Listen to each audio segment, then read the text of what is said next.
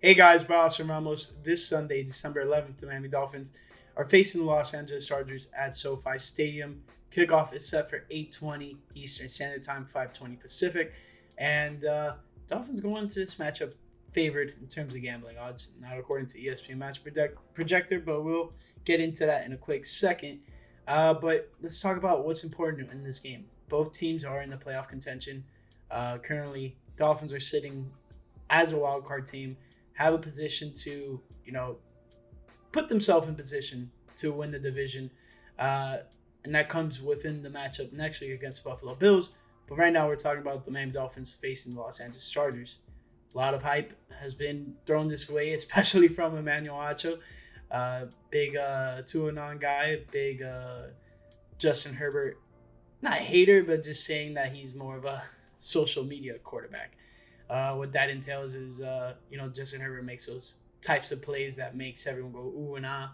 Meanwhile, Tua is just doing the dirty work and getting wins for this Dolphins team, which I agree with a bit, but don't want to go too much on the offensive about Justin Herbert. I think he's pretty decent, but we'll talk more about that in a sec.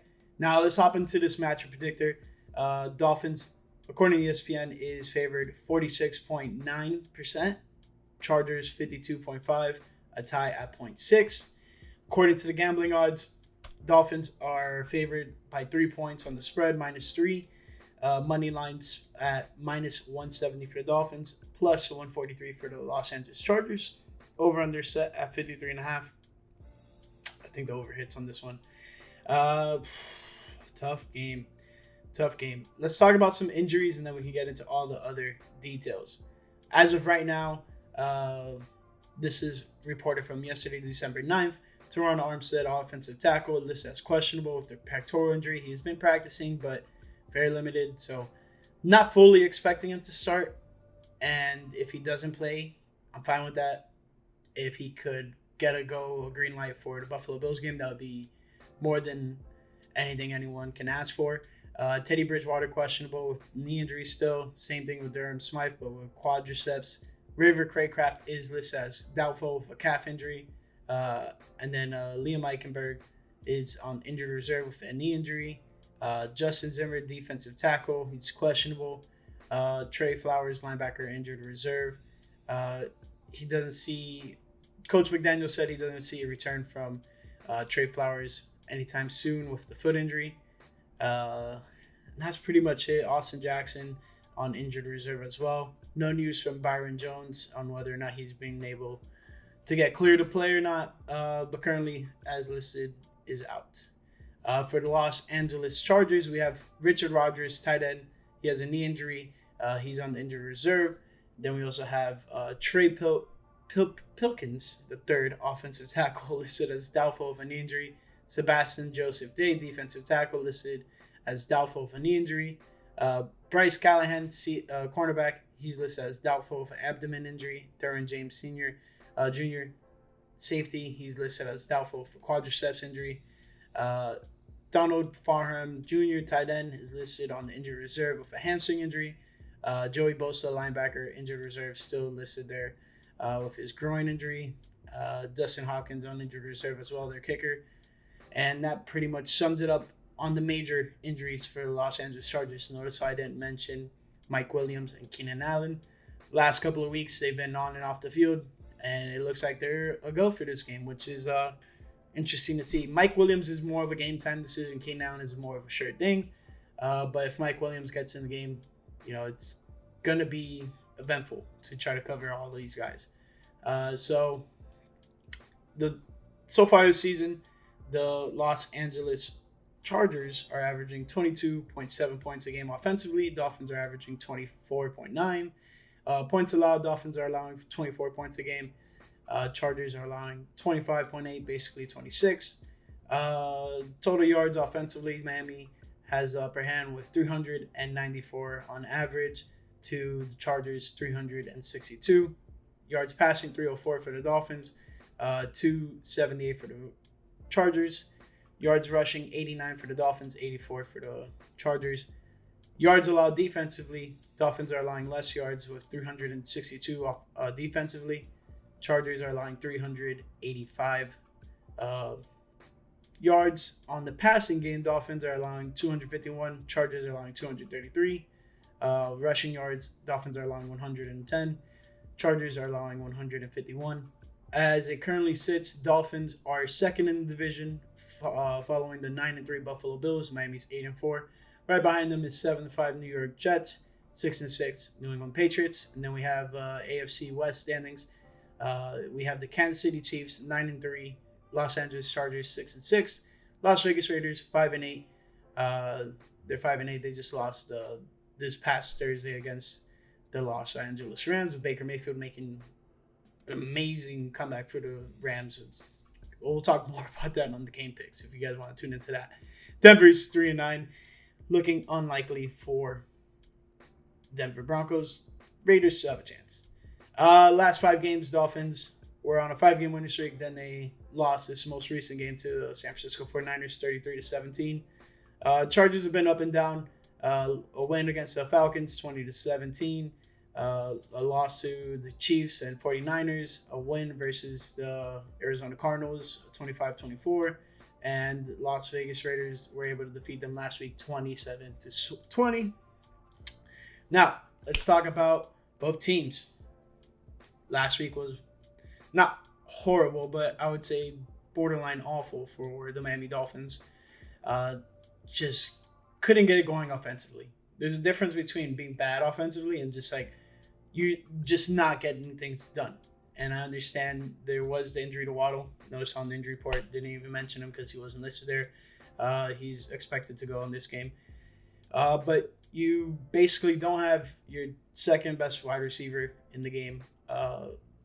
And you go into this pass happy mode because you kind of have to, because you start getting behind early after you get the first touchdown. Then next thing you know, you're down. Point is, Dolphins just couldn't get things going. Turnovers killed them. And that was the story of the game for the Dolphins. And now they have a chance to get things going on Sunday Night Football. You know, it's going to be a big game. Both teams fighting for a playoff spot, as I mentioned. And let's get into the keys of how the Miami Dolphins could win this football game. So first and foremost, also I didn't mention Eric Fisher, former number 1 overall pick by the Kansas City Chiefs. I believe in 2015 or within 2015 to 2012 he was drafted. Sorry, didn't really do too much due diligence on that. I just know he was a number 1 overall pick and drafted by the Kansas City Chiefs. But he's got picked up for the Dolphins, and he's expected to possibly start in wake of Austin Jackson's absence, or he could be even filling in for Teron Armstead, but more likely Austin Jackson's role at right tackle, which should be interesting. Maybe he could be a mainstay in this offensive line after the season's over. If he does pretty well, that'll be very good for the Dolphins. But either way, protect Tua. Obviously, Tua's getting hit pretty often last week. You know, they were allowed to put a lot of pressure on him last week, which led to a lot of those eventful interceptions, the fumble recovery for a touchdown. You know, so those are things you don't want to see in a team that is poised to make a playoff push, possibly win the division. These are things that the Dolphins got to shore up. And so with that being said, signing of Eric Fisher, huge. Possibly getting Teron Armstead back in the lineup, even bigger. So those are things that the offensive line needs to just be sure of. Don't allow a guy like Khalil Mack to take over this game. He's one of the main catalysts of this Chargers defense. And especially with Derwin James out, you know, you don't have that just hybrid safety going all over the field, making things difficult for you if he doesn't play. I expect him to play because Derwin James is a guy who's been riddled with injuries throughout his entire career in the NFL, and pretty sure he's not going to want more and more setbacks each and every year. So I think he's going to fight it as much as possible, but possibility of him not playing is pretty high. So protecting Tua, first thing every week. It's pretty much like a commandment at this point.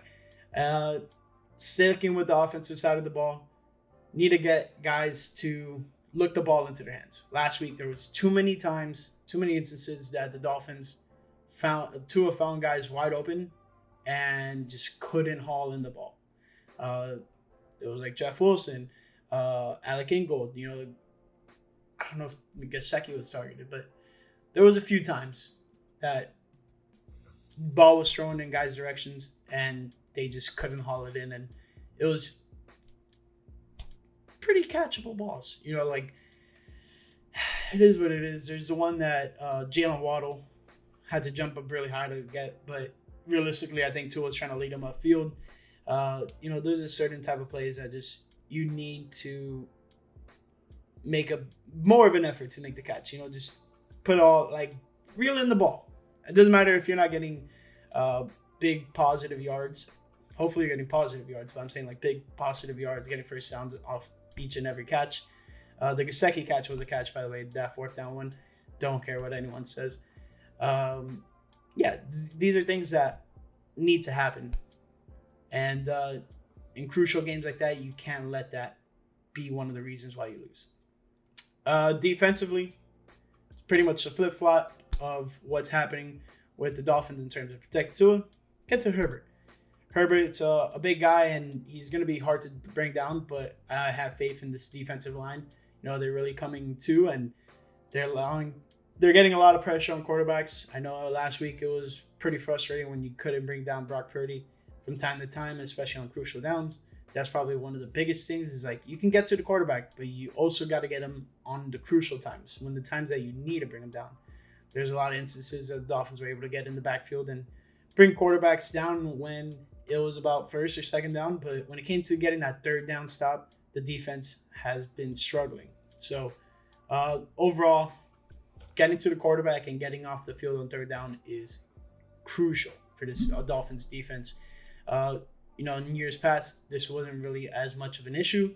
When the Dolphins needed it, they were able to get those third down stops. As of late, it's been one of those issues.